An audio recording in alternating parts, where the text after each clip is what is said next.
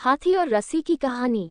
एक समय की बात है, एक बहुत ही शक्तिशाली और बलवान हाथी उसे एक महावत ने बचपन से ही पाला और उसे तरह तरह के करतब सिखलाए थे। महावत प्रतिदिन हाथी को बाजार ले जाता था। हाथी बाजार में करतब दिखलाता था जिसे देखकर लोग खुश होते और हाथी और महावत को पैसा देते थे। इसी पैसे को महावत एकत्र कर लेता था और उसी से उसकी रोजी रोटी का चलती थी। घर जाने के पश्चात महावत हाथी को एक पतली सी रस्सी से बांध देता था। लोगों को ये बात बड़ी अजीब सी लगती थी कि इतना हट्टा कट्टा हाथी इतनी पतली सी रस्सी से कैसे बंधा हुआ था। एक दिन एक व्यक्ति ने महावत से पूछा, महावत भाई, आपका हाथी तो इतना हष्ट-पुष्ट और बलवान है, किंतु आप इसे इतनी पतली सी रस्सी से बांधते हो। हाथी जब चाहे इस रस्सी को बड़ी ही आसानी से तोड़ सकता है, फिर भी वह ऐसा नहीं करता। इसका क्या कारण है?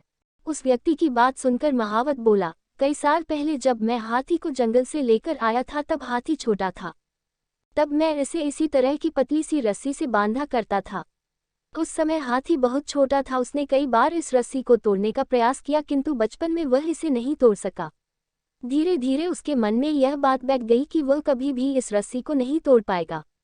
अब हाथी बड़ा हो चुका है, वह चाहे तो एक ही झटके में इस रस्सी को तोड़ सकता है, किंतु हाथी अब इस रस्सी को तोड़ने का प्रयास भी नहीं करता, क्योंकि वह सोचता है कि वह इस रस्सी को नहीं तोड़ पाएगा। किंतु अब वह चाहे तो इस रस्सी को एक ही झटके में तोड़ सकता है।